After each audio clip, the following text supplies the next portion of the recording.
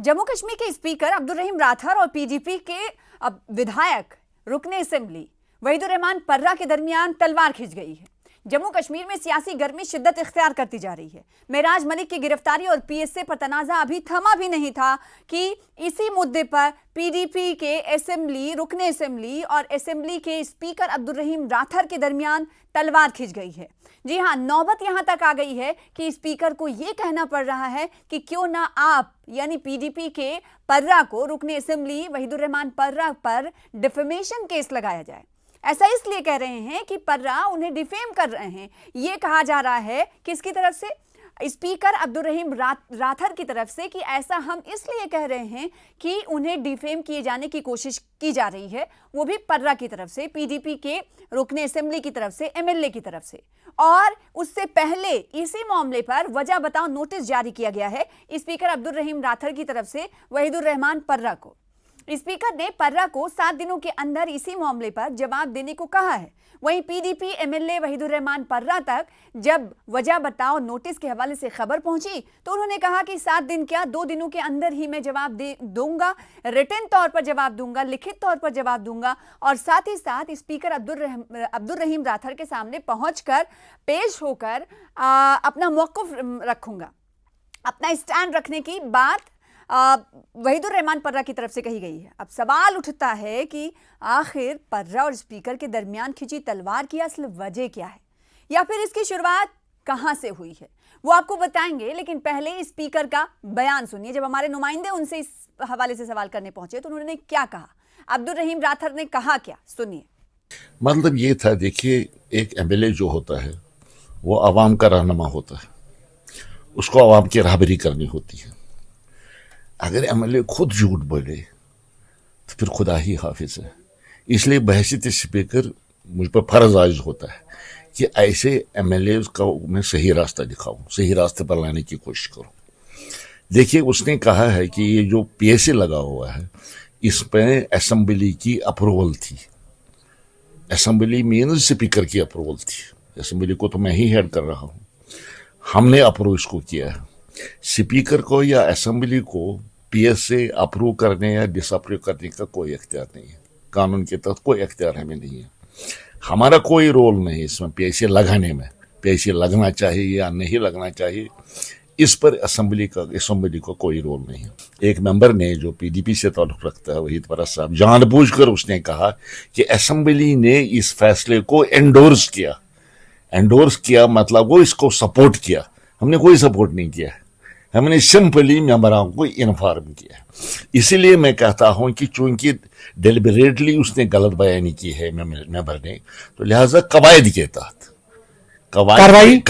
तहत उसके खिलाफ कार्रवाई किसी भी सूरत में होगी, क्योंकि मुझे दूसरे मेंबरों को भी सबक देना है कि उनको कभी झूठ नहीं बोलना है, झूठ का सहारा नहीं कभी नहीं लेना। तो सुना आपने, लेकिन सवाल ये कि आखिर मामला यहां तक कैसे पहुंचा, इसकी असल वजह क्या है? इसकी असल वजह पर्रा की जानिब से एमएलए मेराज मलिक की हिमायत में किया गया एक सोशल मीडिया पर पोस्ट है। जी हां, यही वजह है।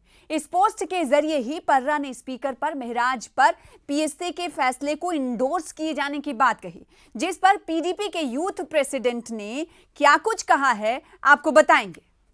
पीडीपी के यूथ प्रेसिडेंट हैं आदित्य गुप्ता, जो कि एडवोकेट भी हैं। उन्होंने कहा है कि इस मामले में कुछ और हिदायत स्पीकर की तरफ से जारी की जा सकती थी, लेकिन स्पीकर ने अपनी शक्तियों का, अपनी ताकत का इस्तेमाल ना करके सरेंडर कर दिया है। आखिर वो क्यों कह रहे हैं ऐसा, सुनिए जरा। देखिए, जो स्पीकर साहब कोशिश कर रहे हैं या मेहनत कर रहे हैं वहीदुर रहमान पर्रा और पीडीपी के ऊपर, उससे अच्छा उनको बात करनी चाहिए थी पब्लिक सेफ्टी एक्ट के बारे में। ये हमने बात की थी कि सेशन बुलाया जाए जिसके ऊपर पीएसए के ऊपर बात की जाए। पीएसए एक इम्पॉर्टेंट कॉन्स्टिट्यूएंट है जम्मू कश्मीर में पॉलिटिक्स का, जिसके अंदर सरकार अपना मिसयूज करती है पावर।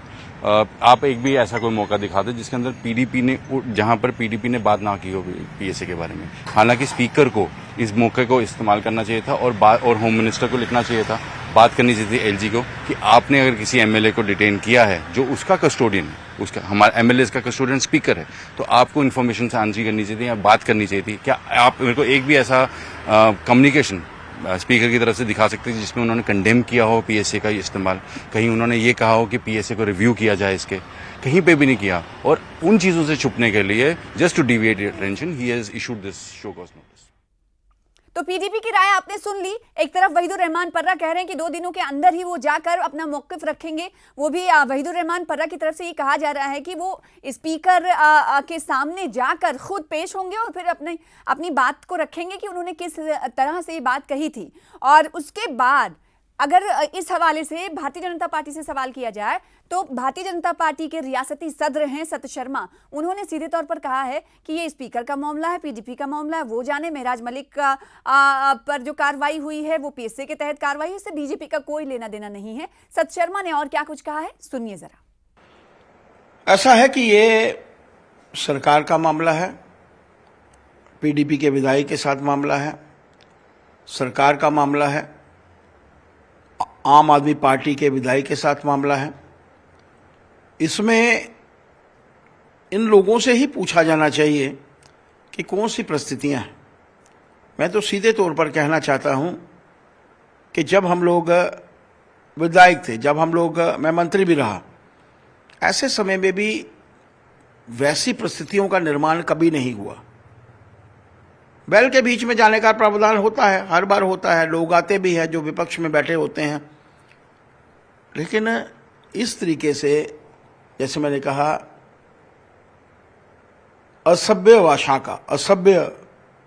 भाषा का प्रयोग करना किसी के लिए भी जो है वो हितकर नहीं है।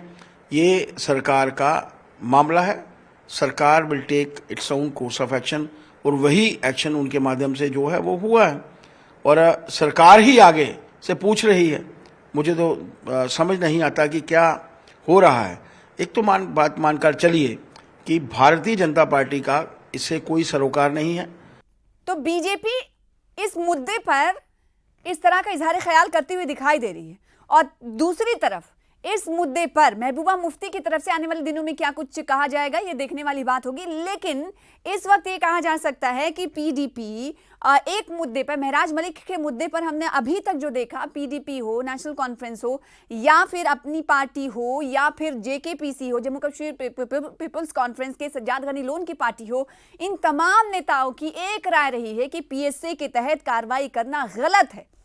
लेकिन एनसी के ही स्पीकर है अब्दुल रहीम राठौर, जिन पर वहीदुर रहमान पर्रा की तरफ से जब पोस्ट किया गया और उनकी तरफ से ये बात कही गई कि पीएसए तभी लगा जब स्पीकर की तरफ से इंडोर्स किया गया, तो ये फैसला, ये अहकामात और हो सकते थे, ये कहते हुए नजर आए थे पीडीपी के यूथ प्रेसिडेंट। इसी बात को कहते हुए नजर आ रहे थे कि स्पीकर की तरफ से अपनी ताकत का इस्तेमाल किया जा सकता था, लेकिन उन्होंने ऐसा नहीं किया। तो इसका मतलब ये क्या है, ये दोहरा मेयार नहीं तो फिर क्या समझेंगे, अपनी ताकत का इस्तेमाल नहीं, इसे सरेंडर कर देना कहेंगे। अब देखना ये होगा कि इस रद्द-ए-अमल के बाद चीफ मिनिस्टर उमर अब्दुल्ला की बात करें या फिर उनके सलाहकार नासिर असलम वानी की बात करें, उनकी तरफ से क्या कुछ कहा जाता है, देखने वाली बात होगी। या फिर जो ये दोनों के दरमियान लफ्जी जंग से अब तलवार छीनती हुई जो दिखाई दे रही है, क्या कुछ नया मोड़ आगे आने वाले दिनों में लेगी, देखना जरूर होगा।